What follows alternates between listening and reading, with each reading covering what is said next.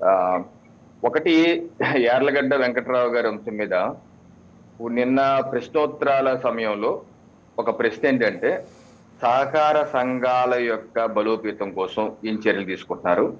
గత వైసీపీ ప్రభుత్వ హయాంలో సహకార సంఘాలలో జరిగినటువంటి మితిమీరిన అవినీతి మీద ఏ రకమైన విచారణ చేశారు, ఏ రకమైన చర్యలు తీసుకోబోతున్నారు అని చెప్పేసి యార్లగడ్డ వెంకట్రావు గారు ఒక ప్రశ్న ఇస్తారు. దాన్ని నేను ప్రత్యక్షంగా చూశాను కూడా. దానిలో వారు ఎందుకంటే యార్లగడ్డ వెంకట్రావు గారు గతంలో మనకి రాష్ట్రంలో అంటే 13 ఉమ్మడి జిల్లాలకి 13 డిసిసి బ్యాంక్స్ ఉన్నాయి. సో ఇప్పుడు 26 జిల్లాలకి డివైడ్ అవ్వలేదు, ఉమ్మడి జిల్లాలుగానే ఉన్నాయి. యార్లగడ్డ వెంకట్రావు గారు గతంలో డిసిసి బ్యాంక్ చైర్మన్ గా చేసింది సమర్థవంతంగా చేశాను. వారు చెప్తాం ఏంటంటే నేను సమర్థవంతంగా చేసి లాభాల బాటలో తీసుకొచ్చి చక్కగా చేశాను. అయితే గత ప్రభుత్వ హయాంలో వైసీపీ ప్రభుత్వ హయాంలో మితిమీరినటువంటి అవినీతి ఎప్పుడు కని విని ఎరిగినటువంటి, ఎందుకంటే ఎక్కడ సహకార సంఘాల్లో రికార్డ్స్ డిజిటలైజ్ అవ్వలేదండి, అన్ని పుస్తకాల్లో రాసుకునే. సో ఇష్టం వచ్చినట్టు రాసుకొని డబ్బులు వైసీపీ వాళ్ళ యొక్క కార్యకర్తలు అన్యాయులు వాళ్ళ చైర్మన్లు పెట్టి నామినేటెడ్ పోస్టులు పెట్టి 3 సభ్యులు నామినేటెడ్ పదవులు పెట్టి ఎలక్షన్ నిర్వహించకుండా వాళ్ళు మొత్తం డబ్బులంతా వెనకేసారు. ఇది అసలు బాహటంగా కనిపిస్తుంది. దీని మీద ఏ రకమైనటువంటి విచారణ చేశారు అని చెప్పి అడిగితే దానికి అచ్చెన్నాయుడు గారు చాలా స్పష్టమైన సమాధానం చెప్పి కొందరి మీద మేము సస్పెండ్ చేస్తూ డెసిషన్ తీసుకుంటే దాని మీద హైకోర్టుకి వెళ్ళారు. హైకోర్టు స్టే విధించింది. సో దీని మీద సమగ్రమైన విచారణ చేసి మొత్తం కూలంకషంగా చర్య తీసుకోవాలి. అంతేగాని టక్కని ఏదని చెప్తే టక్కని చర్యలు తీసుకుంటే కోర్టులు ఒక పక్కన అడ్డం పడుతున్నాయి కాబట్టి ఆ రకంగా కాకుండా సమగ్రంగా చేస్తాము. అవసరమైతే హౌస్ కమిటీ కూడా వేయండి అని చెప్పి యార్లగడ్డ వెంకట్రావు గారు అంటూ ఆ యొక్క వాద ప్రతివాదాల టైంలో ఆయన అన్న మాట ఏంటంటే ఎమ్మెల్యేలు కాకముందు మేము ప్రజలు చెప్పాము, మేము రాగానే అవినీతి బయట పెడతామని చెప్పేసి 9 మాసాలైనా సరే రాకపోయేసరికి ఎమ్మెల్యేలుగా ఏం చేయలేకపోతారని చెప్పి ఆవేదనగా అన్నారు. అలా ఆ డిస్కషన్ లో అవినీతి బయటికి తీసుకురావడానికి ఇంకా పటిష్టంగా చేయాలి, హౌస్ కమిటీ వెయ్యాలి అని జరిగిన వాదన అది. ఆ వాదన మొత్తం పక్కన పెట్టేసి 4 సెకండ్లు వీడియో బయటికి తీసి ఇదిగో ఎమ్మెల్యే పేలేదు ఏం చేయలేకపోతున్నాం అని మన విశ్లేషకులు కూడా దాని మీద పూర్వపరాలని చెప్పకుండా దాన్ని పట్టుకుని తోకంటే అది పట్టుకుని వేరే విషయాన్ని డైవర్ట్ చేసి ఏదేదో మాట్లాడటం వల్ల ఏంటంటే ఉపయోగం?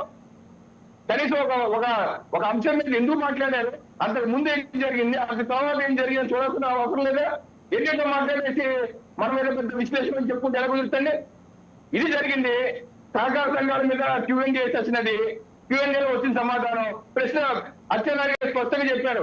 నివేదిక వచ్చే మాత్రం బయటకు వస్తున్నాయి, మీరు కనుక సాటిస్ఫై అవ్వకపోతే హౌస్ కమిటీ కూడా వేస్తాను, చతుర్థంతో ఉన్నానని చెప్పారు. సార్ రవికిరణ్ గారు ఒక నిమిషం, మరి డిప్యూటీ రవికిరణ్ గారు ఒక నిమిషం, దాన్ని మనం డైవర్ట్ చేయడం ఒక నిమిషం రవికిరణ్ గారు రెండో అంశం ఒక నిమిషం రవికిరణ్ గారు మీరే మాట్లాడుదురు ఒక నిమిషం. మరి డిప్యూటీ స్పీకర్ ఇది సమయం కాదని ఆయన ఎందుకు వారించాల్సి వచ్చింది? ఆయన ఆవేదన చెందద్దు, మీరు ఆవేదన చెందద్దు అన్నారు తప్పితే ఎక్కడ ఈ సమయం కాదు ఇలా ఏం రాలేదు. నేను చూసాను, లైవ్ చూశాను. సమయం అది కాదు, మీరు ఎత్తకూడదు ఇలా ఏం అనలేదు. ఆవేశపడద్దు మీరు, ఇది సమయం కాదు అన్నారు. అది నేను కూడా విన్నా ఇది సమయం కాదు అన్నారు ఆయన డిప్యూటీ స్పీకర్. అదేనండి నేను అనేది ఏంటంటే మీరు ఆవేదన చెందద్దు. ఎందుకంటే నాకు ఈ సెషనే కాదండి, నేను ఫాలో అవుతున్నాను అసెంబ్లీ సెషన్స్. గత సెషన్ లో కూడా లేవనెత్తారు ఈ అంశాన్ని. ఎందుకంటే ఆయన డిసిసి బ్యాంక్ చైర్మన్ గా సమర్థవంతం చేసిన వ్యక్తి, ఇంటిగ్రిటీ ఉన్న వ్యక్తి, అవినీతి జరిగిందని పూర్తిగా తెలిసిన వ్యక్తి. కాబట్టి ఆయనకి ఒక నిజాయితీలో కోపం ఉంది. వెంటనే చేయాలి అని చెప్పి ఒక తపన ఉంది. ఆ తపన ప్రకారం ప్రభుత్వం చేయలేదు అన్న ఆవేదన ఉంది. దానికి అచ్చెన్నాయుడు గారు చెప్పారు, మీకు ఆవేదన ఉంటే మాత్రం సమంజసమే, కాబట్టి అలా చేస్తే ఇమీడియట్ గా చేస్తే హైకోర్టు స్టే విధించింది ఆల్రెడీ, మేము ముందుకెళ్ళలేకపోతున్నాం, అందుకని సమగ్రంగా చేయాలి, మీరు ఆవేశపడద్దని చెప్పారు. అది జరిగిన చర్చ. రెండు, పవన్ కళ్యాణ్ గారు ఈ హిందీ భాష మీద మాట్లాడటం గురించి మాట్లాడతారండి. ఇప్పుడు ఎన్ఈపి నేషనల్ ఎడ్యుకేషన్ పాలసీ ఎక్కడ ఫలానా హిందీ భాషనే మీరు ప్రమోట్ చేయాలని ఎక్కడా లేదు. త్రిభాషా సిస్టమ్. ఇప్పుడు మనం చిన్నప్పటి నుంచి కూడా మన ఆంధ్రప్రదేశ్ లో ఈ తెలుగు నేర్చుకుంటున్నాం, ఇంగ్లీష్ నేర్చుకుంటున్నాం, హిందీ కూడా నేర్చుకుంటున్నాం, మనకి ఏ ఇబ్బంది లేదు. అలాగే ప్రతి వ్యక్తి అనేకమైన భాషలు నేర్చుకోవాలి. ఇప్పుడు ప్రధానమంత్రి నరేంద్ర మోడీ గారు ఉన్నారు, ఆయన మాతృభాష ఏంటి? గుజరాతీలోనే మాట్లాడతారు. ఆయన అది కాక హిందీ కూడా నేర్చుకున్నారు, అలాగే ఇంగ్లీష్ కూడా నేర్చుకున్నారు. అలాగే ప్రతి వ్యక్తి నార్త్ ఇండియాలో కూడా అంటే ఇప్పుడు హర్యానా వెళ్ళండి, హర్యానా మాతృభాష ఏంటి? హర్యానవి. వాళ్ళు దాంతో పాటు 2-3 భాషలు. పంజాబ్కి వెళ్ళండి, పంజాబ్ మాతృభాష ఏంటి? పంజాబీ. ఉత్తరప్రదేశ్కి వెళ్ళండి, ఉత్తరప్రదేశ్ లో మాతృభాష ఏంటి? చాలా భాషలు ఉన్నాయి. చాలా భాషలు ఉన్నాయి ఉత్తరప్రదేశ్ లో. అది కాక హిందీ కూడా నేర్చుకుంటారు. సో నార్త్ ఇండియా మొత్తం వాళ్ళ మాతృభాష హిందీ అనుకుంటాం ఒక తప్పు. ఒకటి. రెండో విషయం, మనం బహుభాషలు నేర్చుకుంటాం తప్పేం లేదు, నేర్చుకోవాలి. ఎందుకంటే ఇప్పుడు ఈ రోజు చెన్నైలో ఎస్ఆర్ఎం యూనివర్సిటీలో ఆప్షనల్ లాంగ్వేజ్ సబ్జెక్ట్ గా జర్మన్ లాంగ్వేజ్ నేర్పుతున్నారు. German language. ఇది తమిళనాడులో ఉన్న యూనివర్సిటీలో జర్మన్, రష్యన్ లాంగ్వేజెస్ యూనివర్సిటీలో నేర్పుతున్నారు. సో అలాగే పరాయి దేశ భాషలనే నేర్పుతున్నప్పుడు భారతదేశంలో ఉన్న మిగతా భాషలు నేర్చుకుంటున్న ఇబ్బంది ఏంటి? ఈ రోజు ఎన్ఈపీ పాలసీలో ఎక్కడ హిందీ నేర్చుకోవాలని నిబంధన ఎక్కడా లేదు. ఈ మాతృభాషలోనే ఈ ప్రాథమిక విద్య శిక్షణ జరగాలి అని చెప్పి ఎన్ఈపీలో ఉంది. ఎక్కడ హిందీలోనే జరగాలని లేదు. మాతృభాషలో ప్రాథమిక విద్య అంటే 4వ తరగతి వరకు మొత్తం మాతృభాషలో చెప్పండి అన్నారు ఎన్ఈపీ. ఎక్కడ మీరు హిందీ చెప్పండి అని అంటలేదు. ఆ తర్వాత 5th క్లాస్ నుంచి వచ్చిన తర్వాత మిగతా భాషలు కూడా నేర్చుకుంటారు, ప్రావీణ్యం పెంచుకోండి. పైపెచ్చు మాతృభాషలోనే ఇంజనీరింగ్, మెడిసిన్ కూడా చదువుకునే విధంగా మా ప్రభుత్వం మోడిఫికేషన్ చేసింది. ఈ రోజు తెలుగులో ఇంజనీరింగ్ నేర్చుకోవచ్చు, అలాగే మెడిసిన్ నేర్చుకోవచ్చు, ఇబ్బంది లేదు. ఆ రకమైన విధానం తీసుకొచ్చారు. ఎక్కడ మాతృభాషను తక్కువ చేయాలి ఉద్దేశం కేంద్ర ప్రభుత్వానికి, నరేంద్ర మోదీ గారికి లేదు. ఏ భాష అయినా సరే శతాబ్దాల యొక్క చరిత్రకు ముగిపోయి ఉంది. ఆ చరిత్రను కాపాడుకుంటాం. ఈ రోజు ఎన్ఈపీలో 3వ భాష ఏదైనా నేర్చుకోవచ్చు. రైట్. జత్వానీకి సంబంధించి చెప్పండి. జత్వానీ. ఇంకో విషయం, ఉత్తరప్రదేశ్ లో ఇందాక మీరు అన్నారు ఒక మాట, దానికి సమాధానం. ఇందాక ఉత్తరప్రదేశ్ లో కూడా వారణాసి లాంటి ప్రాంతాల్లో హైవేల మీద రాస్తారు కదా, ఏ ఊరు పలాని కిలోమీటర్ ఇన్ని కిలోమీటర్లు అని దానిలో తెలుగులో రాశారు. ఇది మీకు ప్రయాగరాజు 50 కిలోమీటర్లు తెలుగులో అక్కడ గుజరాత్ లో పెడుతున్నారు.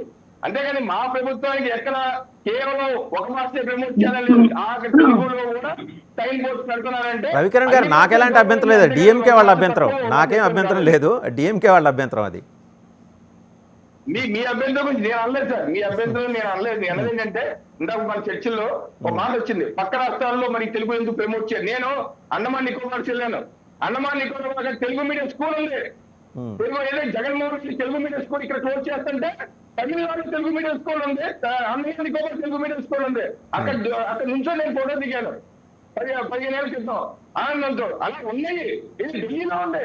నేను ఢిల్లీ ప్రచారం వెళ్ళాను. ఢిల్లీలో Telugu medium school. Right. Jethwani episode కి సంబంధించి మాట్లాడండి సార్. ఇంకా శ్రీకాంత్ మాట్లాడాలి. శ్రీకాంత్ గారు, జత్వానీ ఇష్యూలో ఆవిడ మాట్లాడారు కదా. జత్వానీ గారిని నేను ప్రెస్ మీట్ చూశాను. వారు ఏమంటున్నారంటే, నా మీద కేసు, తప్పుడు కేసు ఎందుకు ఎత్తేయట్లేదు, ఎత్తేయాలి కదా, జనవరి మాసంలో పెట్టారు, ఇంకా ఎత్తలేదు ఏంటి. అమ్మా, మీకు తెలవాల్సిన విషయం మీ కేసు ఎత్తుడు తర్వాత విషయం. ఇప్పుడు మా పార్టీ కార్యకర్తలు, ఎన్డీఏ కూటమి పార్టీ కార్యకర్తలు, తెలుగుదేశం, బీజేపీ, జనసేన మీద వందలాది తప్పుడు కేసులు పెట్టారు జగన్మోహన్ రెడ్డి ప్రభుత్వ హయాంలో. ఈ రోజు కూడా మా వాళ్ళు ఇంకా కోర్టుల చుట్టూరే తిరుగుతున్నారు తల్లి. మీరేదో లేటెస్ట్ గా జనవరిలో కేసులు అన్నారు. 5 ఏళ్ల నుంచి మమ్మల్ని వేధిస్తున్నారు. ఇప్పుడు మా ప్రభుత్వం వచ్చింది, ఇంకా ఆ కేసులు నడుస్తూనే ఉన్నాయి, కోర్టుల చుట్టూ తిరుగుతున్నాం. సో వెంటనే కేసు పెట్టాక వెంటనే ఎత్తేయటం అవ్వదండి. కోర్టుల్లో ఉన్నాయి. ఆవిడ కేసు, మా కేసు కూడా కోర్టుల్లోనే ఉన్నాయి. దాని యొక్క విధానం ఉంటుంది. గతంలో చంద్రబాబు నాయుడు గారు చెప్పారు, ఈ తప్పుడు కేసుల మీద ట్రిబ్యునల్ పెడతాను. ఎందుకంటే ఎవరు పడతాను ఎట్ట పడితే కేసు తీయడం చట్టం ఒప్పుకోదు, చట్ట ప్రకారం వెళ్ళాలి. ట్రిబ్యునల్ పెట్టి అన్ని కేసులు వారికి అప్పచెప్పి అధ్యయనం చేయమంటాం. ఒకవేళ ఛార్జ్ షీట్ ఫైల్ కాకపోతే ఇది పోలీస్ ఇన్వెస్టిగేషన్ ఫేజ్ లో ఉంటుంది. ఒక రకంగా ఛార్జ్ షీట్ ఫైల్ అయిపోయి కోర్టుకి వెళ్తే కోర్టులు ఇంకో రకంగా చేయాలి. అంతేగాని ఈవిడ మీద కేసు ఇస్తే ముందు మా పార్టీ నేతల మీద కేసు, తప్పుడు కేసులు వైసీపీ పెట్టి తప్పుడు కేసు ముందు మా పార్టీకి నేతల మీద క్రిమినల్ కేసులు ఏమైనా ఉంటే ఒక మీరు చూసుకోండి. కాబట్టి అనవసరంగా చిన్న కేసులు పెట్టి వేధిస్తున్నారు. ఇది ఒకరోజు కర్నూలు కోర్టు, ఒకరోజు రాజమండ్రి కోర్టు తిరుగుతున్నారు. ఈ ముందు మా పార్టీ మీద కేసులు ఎత్తేస్తే మీ జోలికి వస్తారమ్మా. దయచేసి జత్వానీ గారికి మనం కన్వే చేద్దాం. డెఫినెట్ గా ఆవిడ 2-3 ఏళ్ళు ఆగుతుంది. శ్రీకాంత్ గారు, నమస్కారం. చూసారు కదా ప్యానెల్లో ఉన్న సభ్యునికి